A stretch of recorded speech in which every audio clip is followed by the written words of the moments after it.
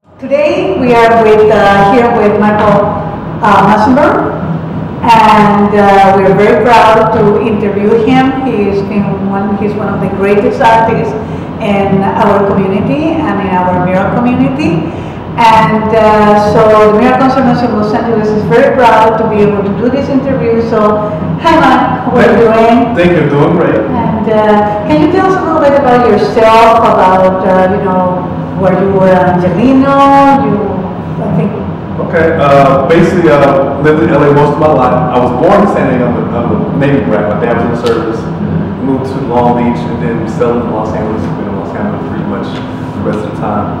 Went to school here in LA and stuff. Went to Cal State Long Beach Art Institute.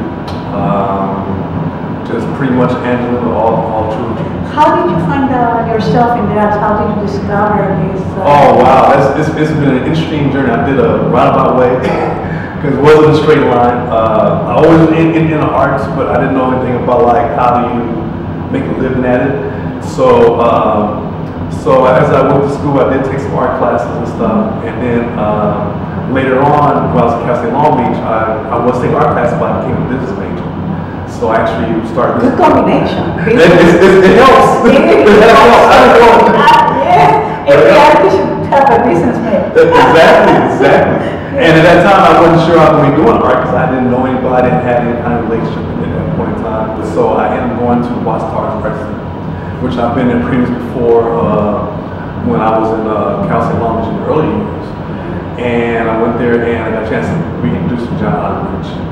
And so that was my beginning journey of going through this art journey, was at the Watchtowers Art Center. Yeah, it's so many different inspirations. Well, I don't think about artistic inspiration, just like mentioned John Outridge. There's also Noah Purefoy, who I didn't meet too much later, but his work, I was impacted by his objects and stuff, even though I'm primarily drawing and painting. But I'm interested in also other art forms too. And so being around the towers, you had that element of fine object, assemblage work. And then later I was also influenced by Romero Bearden, doing collage works and stuff. So I would study his work. And so the combination of realism through the narrative works that was in Charles White's work, and then also the spontaneity and the mixed media and the colorizations of Bearden's work, I kind of was impacted by both. So out of all your murals, which one you would think that is your favorite?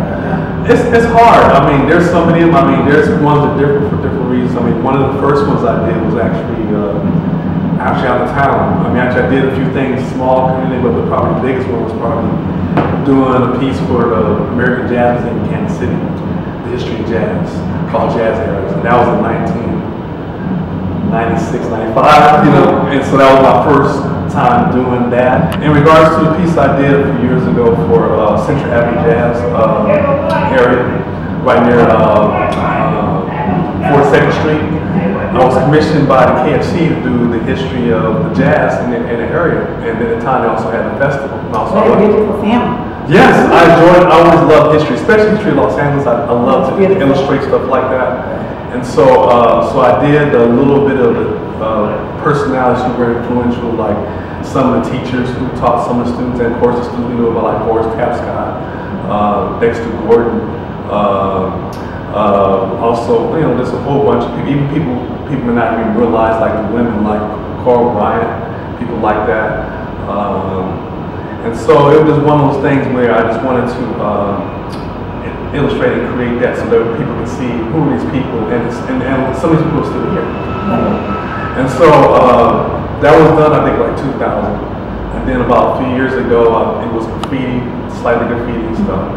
And then eventually the management, not the main office, but the management that was managing there, they decided to white it out.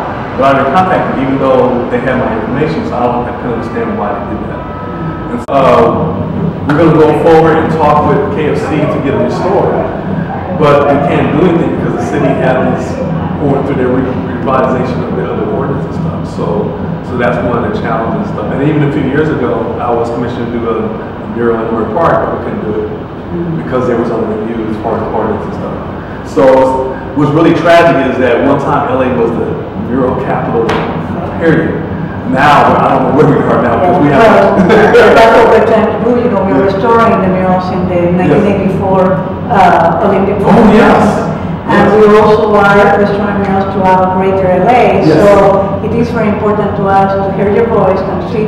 So, you know, I mean, talking about this, I imagine, you know, in your artwork, what has been the response that the most, you know, that it was an incredible response to your artworks from the audience that was it towards your murals or towards your easel paintings, something that you remember? Oh wow, there's been so many great experiences.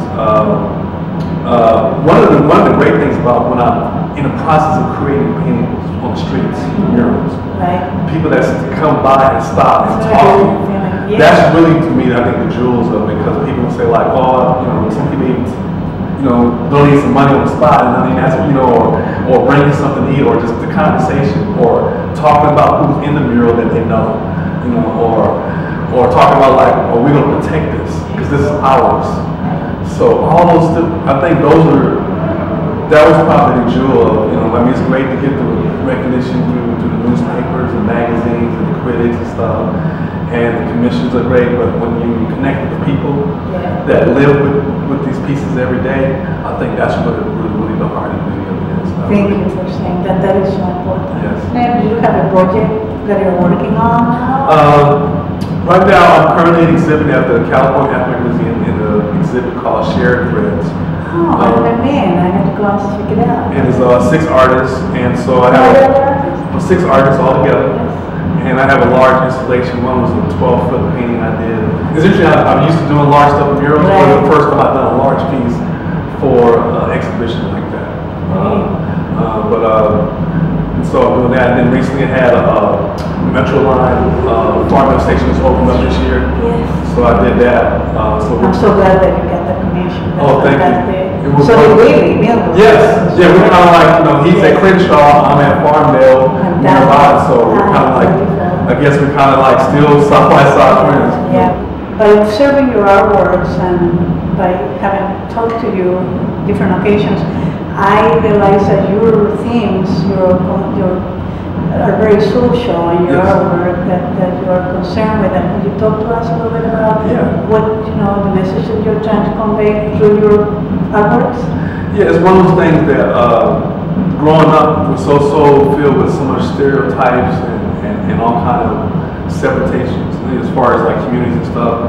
And so I want to use art as a tool to kind of break down those barriers and stuff where we can, because once you see the work and it speaks to you, you got it, you know, as opposed to like, you know, cut the news on, you cut it off, you know, being inundated with all kind of other stuff. So to me, it's sort of like, I remember years ago, Chuck D from Public Enemy had this thing said like, his music is like CNN, you know, it's like the news, he kind of like put it out there to people. So I wanted my work to do that, where it kind of like, no matter who's looking at it, no matter what kind of background, whether they're just, you know, working people, academia, from different countries, but I want to be able to get a sense of wherever it is I'm trying to say, what kind of story I want to convey, and what I want to say. And like I said, some is political sometimes it's very social, some is personal, profound. Absolutely. Yeah. Thank you so much for doing that. Well, it's great. Thank you. I appreciate it. Thank you so much. All right, we're done.